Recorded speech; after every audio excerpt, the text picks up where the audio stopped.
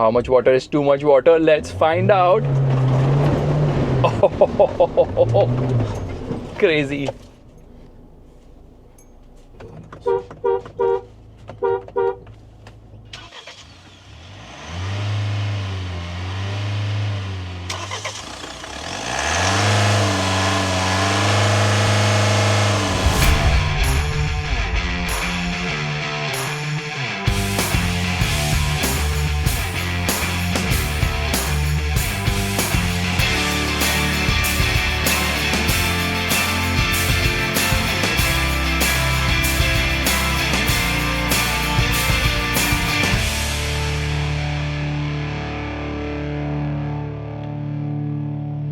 This is the Mahindra Thar Facelift. Why am I roaming with the number plate? Because this car still does not have push button start. Anyways, this is known as the Thar Redefined. What is redefined here?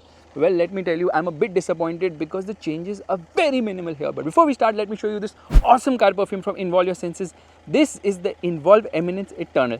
It has notes of apple fruits and it's a fresh fragrance which causes a cooling effect. It's just fantastic. The smell is simply lovely. Get yours with a 10% discount using coupon code FASTBEAM. Click somewhere on the top right corner of the screen right now. Coming to the Thar, the changes to the cosmetics are very minimal because they have actually painted the grille and gets a dual tone bumper. That's about it. Halogen, halogen, halogen.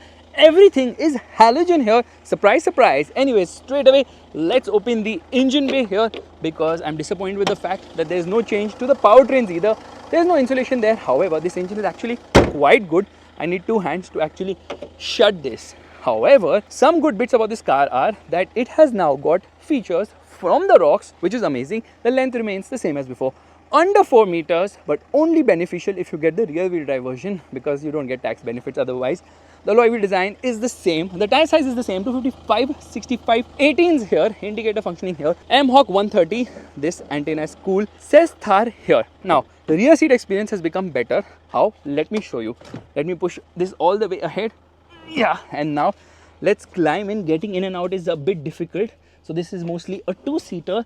And let me push this back. Okay, legroom and kneeroom is decent here. Under thigh support is not good. Headroom is adequate, but they should have actually covered this and put an armrest, something which the aftermarket has been doing since the time of the car's launch. But Mahindra is like, no, we shall not do that. They've added rear AC vents, a USB-C charging socket and a 12 volt. So the front 12 volt has been removed. There's a one at the rear. This is scooped out. There's a magazine holder here. And they have concealed the wiring properly. Earlier it was exposed. Now this is proper. So it doesn't hang out like it used to before. So yeah, that's a thumbs up right there from me. In fact, there's an Easter egg somewhere here. Let me show you. Yeah, this is the Easter egg, which is obviously showing some camels following the Thar right there. Passengers at the rear get a proper headrest as well, which is fantastic. Now let's get out from here, which means I push this ahead and get out. Okay, my pocket is having this awesome car perfume from Involve Your Senses, which I'm going to slot in right here. Yeah, it really refreshes the car in an instant. Now, getting in and out is the most difficult part of the Thar 3-door, but somehow I manage. And let's put the seat back into place. Yeah, now let me push this back as well. Okay, coming to the rear, not much has changed here either because the design is the same. Halogen lights, yeah, halogen, halogen. However, now Mahindra has actually added a rear wiper. A rear defogger was always there, but a rear wiper has been added. The boot is as chintu mintu as ever, but the good thing is you can put this seat down, so it's actually right ahead in the front. And once done, obviously the boot is very much usable. The problem here is that the headrest is actually colliding with the front seat, which makes it a bit of a problem. So yeah, I have to fold this as well, and then only I can put it down. Then the boot is a bit usable. This is the best way to use the car, with both the seats folded flat down, because the rear seats are not that usable. It's very difficult to get in there. And I love the fact that they gave us tailgate mounted spare wheel with the full size spare wheel. In fact, it gets a rear parking camera finally, but I was expecting a lot more. Considering all the upgrades which have been done aftermarket, this car should have had some of those. But what they have done is they have picked the dashboard of the Thar ROXX MX-5 and plonked it right here. Slight change here to the graphics, which tells you where to pull to open the hood of the vehicle, and obviously you get the Easter egg like always. Where is the Easter egg? Why am I not able to find it? Has it gone on a vacation? Somewhere here there's an Easter egg. There, the leaf is falling. So plenty of Easter eggs in this car. In fact, there is something on the side as well. Oh, it's not on this side. It should be on the other side then. Where is it? Why? Okay, it's actually at the front. See, Mahindra does so many Easter eggs, some of which I'm not able to find at the moment. Big window, so rear passengers are actually going to be comfortable. Only thing is you're sitting right next to the wheel well. There's a lot of movement, no mechanical changes to the car. Big door pockets here. The big change is from the center, they've removed the power window switches and put them here on the door. So the driver actually gets a one touch up and down. However, the co-passenger does not get a one touch up and down. This was always here. Lot of hard plastics. Doors can still be removed in spite of the fact that the power window controls have come on the door. Says Thar right here. Lot of switches have come out from here because it gets the steering from the rocks, which means that a lot of controls now are here on the steering only for the multi-information display. So less buttons, but the biggest revolutionary change is this. You press this button and it actually opens the fuel lid. You no longer have to put the key inside. My goodness. We are really progressing. Let's get inside. Seats are nice and comfortable, says Thar here, but you know, seat squab is a bit short. You get a dead pedal now in the automatic, which again is a great feature to have. And you also get this handle to hold on to get inside. For the A pillar, yes, that again is an amazing change. But in spite of all these changes, there's still no auto dimming inside rear view mirror. This does not extend. There's no mirror here. There's a mirror right there. Obviously, there's good amount of headroom here. Light placement here in the center, speaker placement right here. The glove box is chin to minto like always, but it is lockable and a handle to hold on to. But lot of hard plastics almost everywhere. Lot of changes have happened here. Okay, they moved the handbrake from here to here, and they removed the coin holder from here, and they moved the power window switches. So the cup holders have come here. So this is something which has happened, and they have given a center armrest which is actually sliding. Yes, this slides ahead and behind with some storage space as well, which is lovely. 12-volt charging socket has been removed, and now you get a USB-C charging socket, 15 watt, and a USB-A as well. All these buttons are the same as before. Air conditioning controls, all of them actually coming from the rocks. But the big change from the rocks is this 10.25 inch screen, which is actually very slick to use, and it has updated adventure statistics, which gives you a lot of information, including racing. There's a lap freaking timer in this car. Why does it need it? I have no clue at all, but it gets that as well. Let's come into reverse. This is the reverse parking camera. It gets rear parking sensors as well, and it gets adaptive guidelines. Camera quality is okay. It's not great. Steering feels nice to hold because this is the new steering wheel, and the cluster is the same as before. For starters, let me actually go ahead and remove this, and also remove this particular thing. Yeah, there is a plastic on the instrument cluster. Let me remove that as well. So satisfying. I like this cluster actually because it's not fully digital. Analog tachometer, analog speedometer, and there's a display in the center which gives you a lot of information. So it tells you what's the fuel efficiency like, what's the distance to empty, and then it has this steering center position. So tire direction is what it tells you exactly. And then I can change. Okay, I don't know why it's not changing. Yeah, tire pressure monitor is also there. Lovely. I like it. And here also there's an interesting bit wherein I can come out from here and then come into the widget section right here. Come on. Why is it not that fast? And here, fuel info, it tells me the mileage is 7 kilometers per liter, which is actually quite bad. But anyways, that's because the car has been standing still since quite some time. So the changes on the inside are a definite thumbs up from my side, as long as they don't increase the prices drastically. But come on, we need an auto dimming mirror at least. We are in 2025, and overall quality is rugged, rough and nice. I like it. I like the fact that finally made changes here by putting the power window controls in the right place. But the left side should have also had one touch. Yeah, you just needed to do it on one window. You did not. There's no handle to hold on to here. There's a handle to hold on to right there. No height adjustable seat belts. Honestly, this car is more about ruggedness, but I think it's all about affordability. Let's start driving right away. All right, let's turn on the vehicle. I have to figure out where the keyhole is. That's a bit of a problem. There it rose to life. First things first, we come into neutral. Why do I come into neutral? Because I need to come into 4 low, and there 4 low is engaged. That was fast actually. Let's come into the adventure statistics. Air conditioning off, handbrake down, and let's remove some plastics because why not? We can. Okay, there's a plastic sheet here as well. I know I keep removing all the plastics, but you guys are going to get into panic saying like, kisi customer ki gaadi hai. No, this is actually a test car, so this is very much okay. I mean, whatever I'm doing is completely fine. Don't worry. Now for this one, that's awesome. In fact, since we are at it, let me remove the plastic sheet here as well. And off we go. Manual mode for the gearbox. I was in neutral actually. So we come into manual in first gear itself.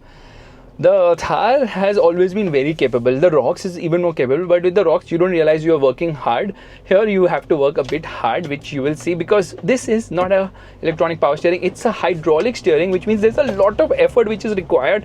Yeah, and turning radius is not the best in spite of the fact that the car is actually small, and oh my goodness, yeah, turning radius is a bit of an issue here. But it just goes. Yeah, I enjoy the fact that I have to take so much effort. That's the fun of driving, right? That you know you're doing something, and then there is no trail turn assist here, which means I have to come into reverse and now come into manual mode again. Lot of effort to twirl the steering, but I enjoy it. That's the fun of the three-door Thar. It makes you work for it, unlike the Rox, which is just like autonomous to say the least. Now we need to make a quick turn here. Yeah, the ride quality is not the best, but because this is a body on frame, it is very rugged, especially off-road now.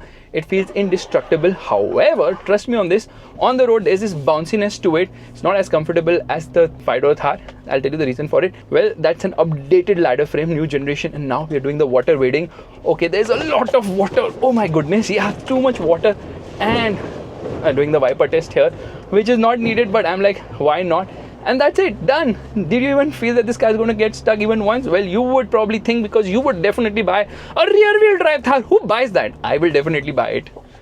Now let's try some articulation tests, and I actually love the Thar 3-door because it feels so rugged to drive. With the Rox now, it just feels so effortless. Here I feel muscular. Okay, now articulation time. I am not kidding. I was here like a few minutes back and there was a massive snake sitting right there, which you will see in the end of the video as a blooper. So look at this. Great articulation, amazing off-road. But this is the real reason why people should be buying a Thar, but most people end up buying a Thar just for the show value, and that's the reason rear wheel drive is doing so damn well with the Thar. Okay, traction control light blinking, ESP is off I think, and in low range it just glides. It has got something known as brake locking diff, which auto activates once it senses either of the wheels not being on the same RPM. And look at this, in a pit side incline test, no problem at all. Bit of getting stuck, no issue, and we are done already. That's so fantastic. Yeah, the turning radius is a bit of a problem for something which is this small. Yeah, under 4 meters. Yeah, turning radius is not the best. However, the engine is very smooth and refined. This is the diesel 2.2 diesel, makes 130 horsepower and 300 Newton meters of torque. Extremely smooth, very refined. The manual is fantastic. The automatic is also amazing. Not very fast with shift, but there's so much torque here now. It just manages everything so damn well. Oopsie-doo. Did I just break myself? Oh my god. Yeah, that is the only issue with the body on frame. It moves all over the place, and yeah, taking a U-turn and all takes a lot of effort here. The steering makes you do a proper workout. I kid you not. This is a lot of effort in terms of twirling the steering wheel. I need to actually get a massage. So now we will go up and down, and let me talk a bit more about the engine. Has good tractability, lower end of the rev range. Mid-range is also nice and punchy. Top end is not there at all, so no point revving it all the way. And the automatic is really smooth with shifts. Ideally, you should get an automatic with the Thar. However, I'm going to be stupid and suggest get the rear wheel drive version only. Yeah, you can't do any of this, but the price is super attractive, around rupees 13 lakhs on road Mumbai, which is just amazing because you get the sub 4 meter benefits of a small car because of the 1.5 litre diesel engine, which surprisingly makes the same 300 Newton meters of torque as this one. And the power output is 117, but because it's lighter, because of the lighter engine as well as rear wheel drive, there's no difference only, yeah, in terms of performance. I mean, equally quick. Now I can't do the off-road test because we are driving. I mean, I can't do the 0 to 100 km/h test because Mahindra is like, we can't give you the car on the road. People will spy and click pictures of what? Nobody will notice that anything has changed because the changes are so minimal. Who's going to realize that, oh, the keyhole is actually missing in this car on the fuel lid, or the front has dual tone bumpers, or the grille is now painted. Most of the Thars don't even look the same because everyone wants to customize it. Sorry, Terry, I did not mean to do, I mean, did not want to do this, but I had no freaking option here. By the way, Mahindra has taken customer feedback and actually moved the high mounted stop lamp inside the rear glass when you open the tailgate. Why have they done that? Because people like it was hitting our head. So that small change also very much welcome. But then the sky is not really redefined. There could be a lot more which could be different. Like I expected push button start and a lot more features from the Rox. now is the time to drive over more challenging terrain. And the problem with this car is now you don't feel anything. It's so damn capable. I know the track has been partly made for this car, but put it even in the worst of conditions and it absolutely glides through, which is simply lovely. Look at it go. Okay, now no problem here at all for this car, because obviously the Thar is super duper capable. Yeah, it's extremely capable. What a machine. Look at the condition of the road right ahead, but it glides. Okay, there is a big fat ditch, but no problem. As long as you are in 4-low, you will never ever get stuck. I'm in M1, which is first gear right now, and it's just going through like nothing ever happened here. That's unfreaking believable. So let me come to the positioning of this car. Obviously, it's the rear wheel drive, which makes a lot of sense for 13 lakhs on road Mumbai, because it gives you everything you want other than the off-road capability, but a body on frame vehicle. Yes, the handling is not good because obviously it's body on frame, and the steering is hydraulic, and it's heavy, and it's top heavy actually, so there is no fun in pushing it around the corners. But then this has never been a car about pushing around the corners at all. Instead, this is the car you just feel manly with by splashing water like this. Yeah, it's not going to go beyond that, because in first and second gear now it holds on to the revs. Yes, manual mode means manual mode here. I think I'll just make a quick U-turn. I'm just making U-turn in like random places. I don't even know if this is plausible, but never mind all the effort of twirling the steering here and there, and we shall manage. The thing is that the top end variant of this Thar 3-door is going to be priced similarly to the Thar ROXX AX3L, which AX3L 2-wheel drive manual. So yes, you get a lot more for the price. However, you get the practicality with the ROXX, which is very important. And I would honestly say stay away from the petrol engine. 2-liter M Stallion engine, fantastic, super refined, quite powerful as well, amazing to drive. However, drinks a lot of fuel, will return around 6 to 7 kilometers per liter. This will return at least 12 kilometers per liter, and the rear wheel drive version will return 15 kilometers per liter. So like I was telling you, with this particular car, the petrol version just drinks a lot of fuel. And why does it do that? Because it produces a lot of power as well. 150 horsepower, 300 Newton meters for the manual, or 320 Newton meters for the automatic, which is absolutely phenomenal like performance. Yeah, it's fast, but then you can't really use all that power, because post 100 kilometers per hour there's a lot of wind buffeting, a lot of sound you hear around the A pillar, which is obviously natural considering that this is a car which has an upright windscreen, but this windscreen is actually very robust. It's thicker than the one on the ROXX, I believe, because the ROXX's windscreen now, it gets broken quite fast. Yeah, it cracks if it hits a lot of trees. This one somehow lasts better. Now he's going to go into home run. Oh, okay, engine is so damn vocal, higher end of the rev range, but you really don't make any progress as such. So we're just going to come into first right now, and here we go down, easy peasy. I honestly like the looks of the 3-door Thar. The ROXX now, it doesn't look as wide and as masculine, so the design of the 3-door is better in that regard. However, I believe that this looks more Wrangler than Wrangler looks Wrangler. Only thing is that all this looks exciting when you're driving it once or twice a month, but if you drive this car every day, you realize there's a lot of effort, and that's the reason why the ROXX makes a lot more sense. Will we get stuck? There's no chance of getting stuck in this Thar, because it's just so freaking damn capable, man. It's just freaking awesome. Woof. How many trees did I break? Sorry, Greta Thunberg. How dare you? I honestly don't know what all meters start coming all of a sudden here. There's an alt meter here as well. Look at that. Yeah, that's kind of crazy. And the steering center bit, that's also very nice. Anyways, so this car is traditionally rear wheel drive till you obviously engage it in 4-wheel drive modes, and there's a 4-low mode, which obviously makes sure that this car can go literally anywhere. It's like autopilot. I'm really enjoying the off-roading today, because I know I'm not going to get stuck. That's why if you notice, you don't see any recovery vehicles, and I can't even see what's ahead, but I know the car will just glide through. Look at the angle here. However, I'm a bit disappointed there's no front parking camera. It would be a boon when off-roading, because then you can see what's around, and now I think I need to take a sharp turn. I don't need to be on the throttle actually, because it's a decline, so all I need to do is be on the brakes. Brakes are good in spite of the fact that there is no rear disc, and come on Mahindra, you can give rear disc as well, but then considering the price and positioning now, I think it's fine. I expect a lot more. I expected a lot more with the facelift, because it's been 5 years, but then I don't think Mahindra is like they need to fix anything, because nothing is broken here. So guys, this is my video of the Mahindra Thar facelift. I don't know if I should call it a facelift, but an interior upgrade redefined in Mahindra's language. It's always been a great car. It's become even better now. Don't forget to check out the awesome car perfume from Involve Your Senses. The Involve, you know it. It's on the top right corner of the screen right now. Bye bye. सांप सुनते हैं horn को? अरे सांप भाई जरा हट जाओ, हमें ऑफ रोड करना है. रुक गया. हाँ देख रहा कल भी ये था.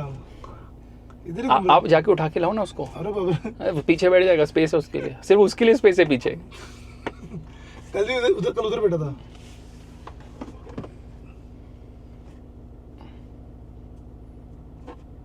Snakes and ladders.